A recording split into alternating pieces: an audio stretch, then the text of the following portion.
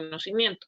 Las atribuciones, obligaciones del empleador, o sea, qué es lo que el empleador tiene de responsabilidad u obligación para conmigo, de los supervisores, en este caso si pueden existir varios, o uno en el caso de una empresa con menos de 20 trabajadores, del comité también de seguridad y salud en el trabajo, las obligaciones o atribuciones también de los mismos trabajadores. Es yo, qué es lo que tengo que dar para con la empresa, y de los empleadores que le brinden servicios si los hubiera.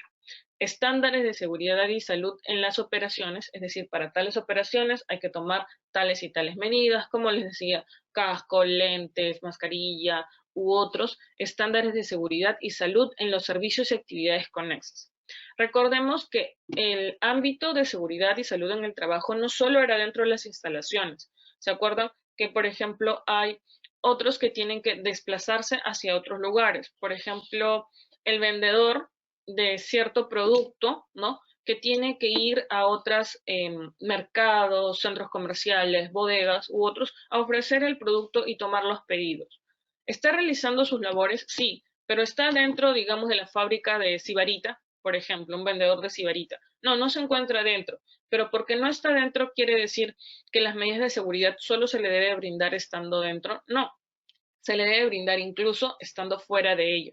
Entonces, para ello se le va a decir, por ejemplo, dónde hará estas ventas o dónde hará estos pedidos. Entonces, hay que ver qué peligros hay, qué riesgos hay, mejor dicho, y cuáles son las medidas a tomar. Entonces, también para servicios y actividades conexas. Si contrato a un tercero para cierta labor, como generalmente el clásico ejemplo es limpieza, pues yo también tengo que ver qué estándares de seguridad y salud voy a tener con ellos. Recordemos lo que mencionamos el día de ayer. Si se produce un accidente laboral y por ello hay un daño grave o incluso la muerte de este trabajador, no es que el único obligado vaya a ser el jefe directo de esa persona, que es de la empresa tercera.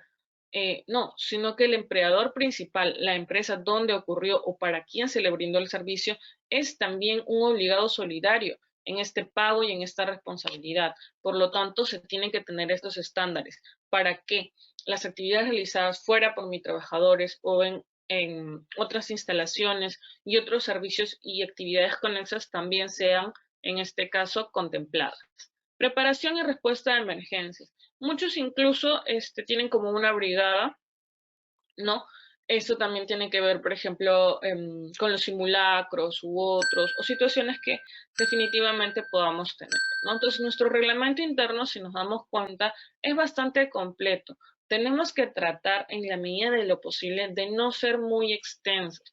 Por ejemplo, ¿a cuántos de por sí ver, personas que tal vez no tienen mucha costumbre de leer, de por sí de ver un documento que digan, por ejemplo, 35 páginas, vaya a querer leerlas todas? No, no necesariamente vaya a ser así. Entonces, tal vez tiene que ser un documento que tenga toda esta información que sea lo más conciso. Y dentro de las capacitaciones, ¿puedo yo también volver a este tema? Sí, puedo dar el tema del reglamento, brindando los puntos primordiales para que de esa manera hagamos un reforzamiento de estos conocimientos. La exigencia.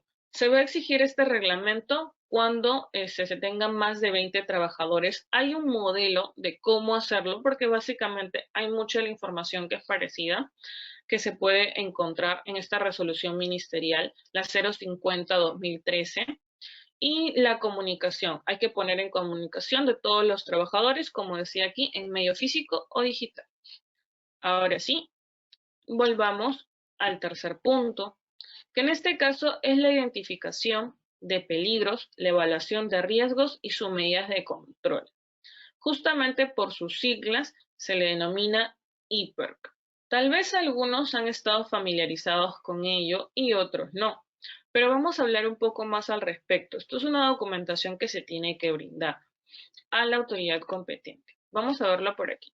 Por ejemplo, vamos a hacer la identificación, bueno, disculpen, antes vamos a volver con el tema de aquí, como decía, conoce la diferencia entre peligro y riesgo. Los peligros son todo aquello que tenga el potencial de generar daños a la persona, equipos o el ambiente. Puede ser una fuente, una situación, un acto. ¿Por qué aquí me dice persona, equipos o ambiente? Luego de ello también vamos a ver sobre los incidentes peligrosos, en el cual a quien se genera un daño no es una persona, puede ser el ambiente y el equipo, pero de igual manera está contemplado dentro de nuestro sistema. Y el riesgo es la posibilidad de que ese peligro se materialice y genere daños a la persona, equipo o el ambiente. Por ejemplo, que vemos que el peligro en cualquier actividad agrícola son los tractores u otras herramientas que sirven para ello, ¿no? Para el sembrío. ¿Y cuál va a ser el riesgo? El que lo pueda atropellar.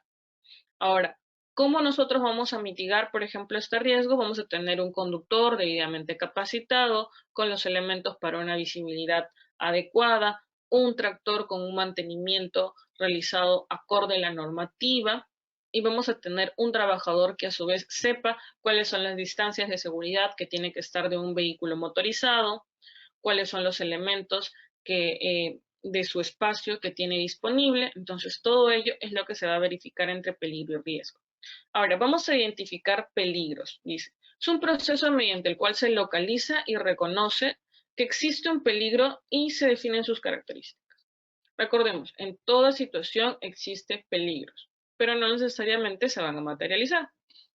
Vamos a hacer lo que es la evaluación de los riesgos, que permite valorar el nivel, el grado y la gravedad de los mismos para la toma de decisiones adecuadas o apropiadas. Como les decía, no es la misma la de evaluación de riesgos. Hay evaluación de riesgos que son más probables, menos probables, pero son de mayor impacto o de menor impacto. Por ejemplo, hay ciertos riesgos que pueden ser menos probables de realizarse, pero si se materializasen, en todo caso tendrían un mayor impacto. Entonces, son a tomar en mayor consideración. Hay que ver la oportunidad, es decir, el momento en que se pueda materializar, la prioridad, qué tan urgente es debido a la gravedad de los daños y el tipo de acciones preventivas que podemos adoptar según eso. Como decía acá, en este riesgo podemos adoptar en relación al vehículo que pase sus mantenimientos preventivos conforme corresponda para que así el motorista pueda usarlo de manera adecuada y el tractor responda ante la conducción de manera adecuada sin que fallen los frenos o falle algún otro mecanismo. En relación al motorista, podemos tener un conductor que esté debidamente capacitado, que tenga sus elementos para una visión adecuada. Y tenemos referente al trabajador, por ejemplo, en estos riesgos de esta actividad, podemos ver de que pueda tener el conocimiento de las dimensiones del lugar donde él está ubicado, también la medida de seguridad, la medida segura, la distancia segura, disculpe, entre el vehículo y él. Ahora, el control de los riesgos, porque ¿de qué nos sirve identificar peligros, evaluar los riesgos, qué medidas podemos tener si no los vamos a controlar? Entonces, se va a orientar a reducir los riesgos a través de las medidas correctivas, la exigencia de su cumplimiento y la evaluación periódica de su eficacia. Es decir, no solamente vamos a instaurar medidas preventivas, sino que además de eso vamos a ver que estas medidas se cumplan. Y si su eficacia no es la esperada, entonces vamos a corregir. Recordemos nuevamente el principio de mejora continua. Ahora, tenemos tipos de peligros físicos. Físicos, por ejemplo, puede ser el ruido, ¿no? Si tenemos a una persona que usa esos taladros que están hacia el piso, han visto cuando se hace una demolición u otro. En ese caso, por ejemplo, el peligro es que puede haber una sordera potencial, hay un riesgo que puede ser, obviamente, para las personas alrededor, el riesgo, ¿cuál será? ¿Mayor o menor? Menor, pero para la persona que manipula este taladro, ¿el riesgo será mayor o menor? En este caso será mayor. Entonces, en función de eso, tenemos que ver qué medidas podemos tomar. Por ejemplo, hay tapones, que se le puede colocar para de esa manera reducir los riesgos. Otra medida preventiva pueden ser los exámenes de audiometría, que se le puede hacer con cierta periodicidad para ver cómo esta actividad está afectando su capacidad auditiva. Ahora, pueden ser las temperaturas. Obviamente, alguien que trabaja en una mina, en una cantera, va a estar expuesto a fuego o a temperaturas altas. Entonces, hay que brindarle también elementos, como les decía ayer, otros indumentaria, por ejemplo, vestimenta que sea ignífuga, con protección ignífuga para que este fuego o esta temperatura no genere quemaduras, ya sea de primera o de segundo grado. Tenemos vibraciones, radiaciones, como les decía ayer lo del dosímetro, ¿no? El darle el descanso adecuado, con el dosímetro verificar a cuánta radiación está expuesta para ver que esté dentro de los niveles permitidos. Tenemos químicos como los polvos, vapores, gases y humos metálicos. Le facilitaré en todo caso, por ejemplo, lentes de protección, le facilitaré una mascarilla, le facilitaré una careta, ¿no? Biológicos, como son las bacterias, hongos, virus y peligros, que es a lo que estamos expuestos nosotros como enfermeros, y ya sabemos cuáles son todas esas medidas que nos ayudan a reducir este riesgo, que es nuestro EPP. Eléctricos, disergonómicos, psicosociales, locativos en especial, por ejemplo, como esos pisos con huecos, agrietados, humedad, escaleras en mal estado. Estos de aquí en especial son los que la mayoría tal vez no le toma mayor importancia dentro de las empresas, a los locativos. Vemos que el trabajador cumple tal función y por lo tanto en relación a esta función, porque ahora vamos a ver un ejemplo de esta tabla del IPER, me verifico cuáles son esos riesgos. Pero generalmente los peligros locativos a veces no son muy considerados porque no se considera que son parte del entorno en el que también se desarrollan. Y los mecánicos como máquinas de protección, entre otros. Ahora, los psicosociales, ojo que también son tipos de peligros que están incluidos y tal vez no le toman mucha relevancia, como el estrés debido a la carga laboral, que puede desencadenar en otras circunstancias, mejor dicho, en otros síntomas físicos, como por ejemplo son la gastritis, las cefaleas y otros. Pero estos peligros psicosociales también están incluidos dentro de nuestra matriz de IPER, o deberían estar incluidos, mejor dicho. Ahora, esta es una información que lo he tomado de Sunafil, me pareció bastante didáctica para poder brindarla. Ahora, este también es un formato del Instituto Peruano de Ingeniería, que nos habla de un formato de libro. Me parece que aquí justo está bastante didáctico cómo poder hacer la evaluación del riesgo, que vamos a tener alto, medio y bajo. Como les decía, si estamos taladrando, el riesgo para el que manipula será bajo, medio o alto. No solamente lo vamos a determinar nosotros de manera visual o a discreción, sino para eso hay ingenieros que son los llamados a poder realizarlo. Pero, por ejemplo, a simple vista podríamos decir que el riesgo de sordera va a ser alto.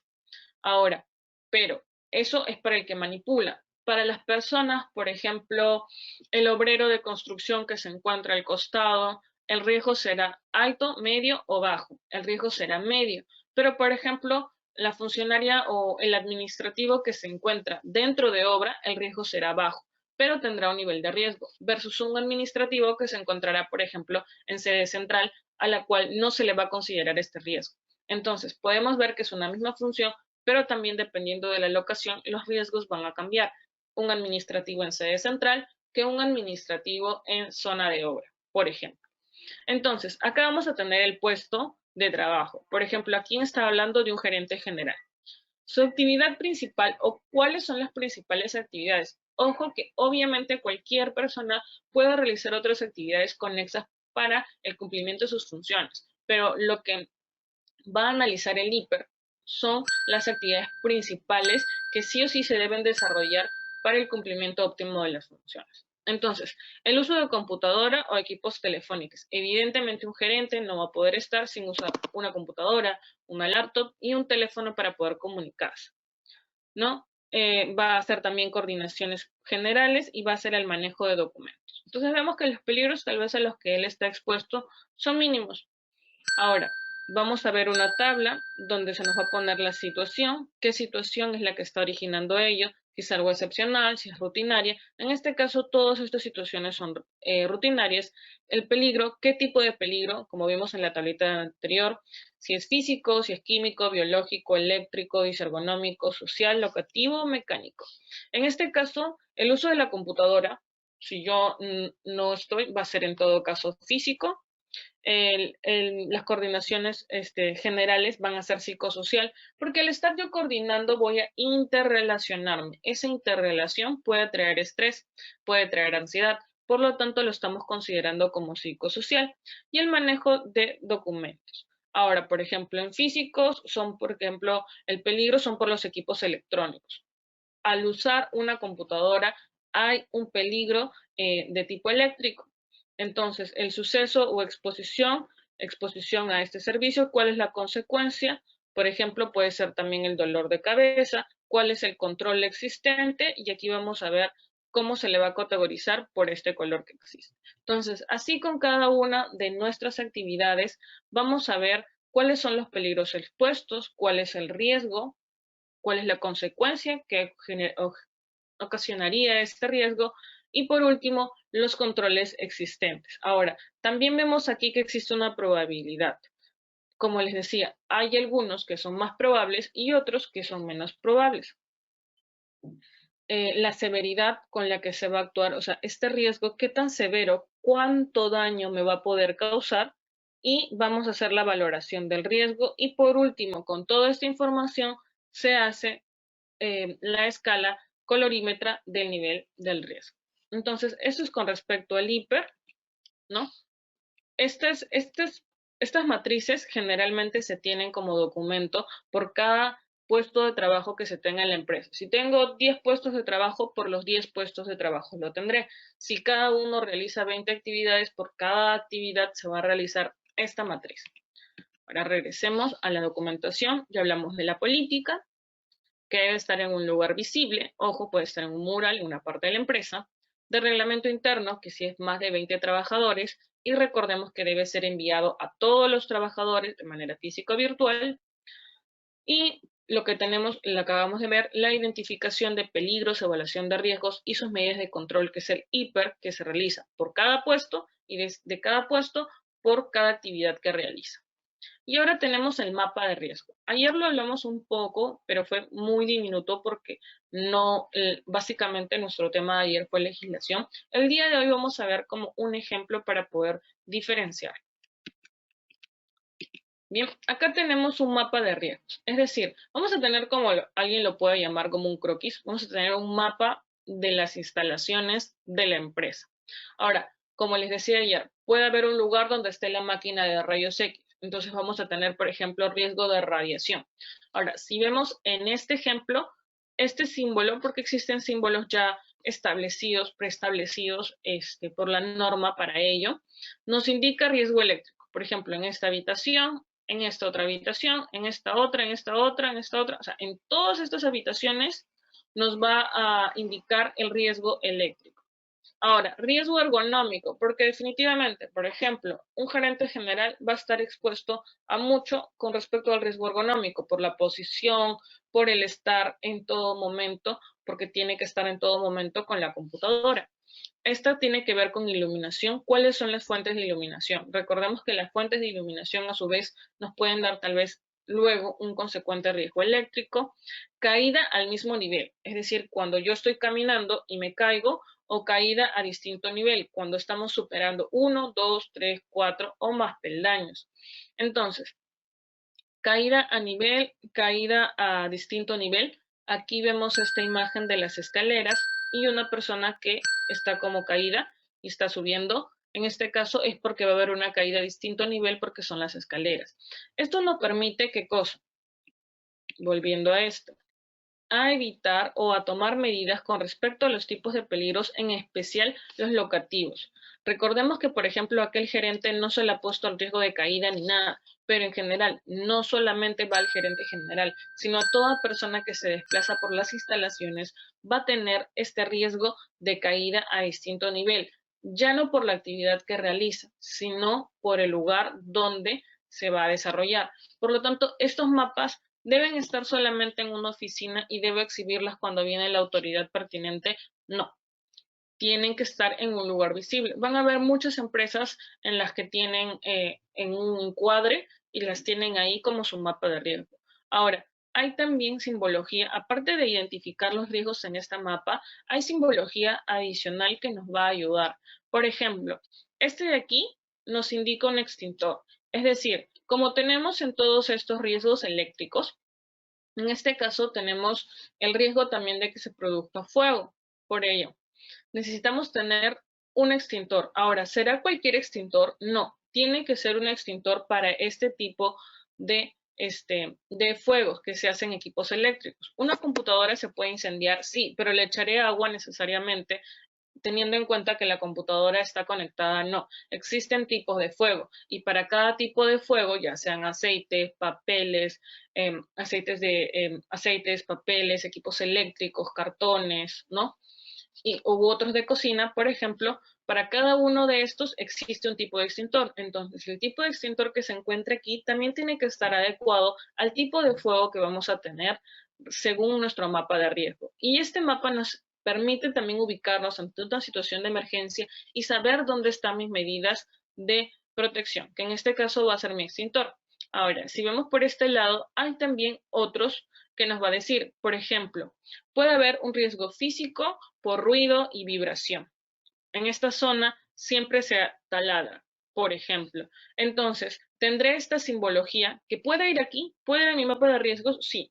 Esta simbología sobre qué equipos de protección personal utilizar según el riesgo y según el área, también van a ir, porque recordemos, es como le decía ayer en la ley, una obligación en este caso, pero del trabajador, va a ser no hacer uso de equipos o materiales o herramientas que no les son autorizados y a su vez también de no ingresar a áreas donde no está autorizado y de otra manera ingresar con los equipos de protección personal que este mismo mapa de riesgo ya le está diciendo. Entonces, el empleado no puede alegar desconocimiento o ignorancia del mismo porque el mapa ya le está indicando el tipo de riesgo e incluso le está indicando qué es lo que debe usar. Por ejemplo, acá tenemos los protectores auditivos, tenemos protectores oculares, los guantes, botas, que en todo caso las botas también son bastante diversas. En las medidas de protección o equipo de protección personal, si bien es cierto como enfermeros, nosotros conocemos básicamente nuestro mandil, mascarilla, guantes, u otros elementos similares, para otras actividades que no son sanitarias existen muchas mayor medidas de protección. Por ejemplo, los cascos. No todos los cascos son iguales y no todos se van a usar en igual medida.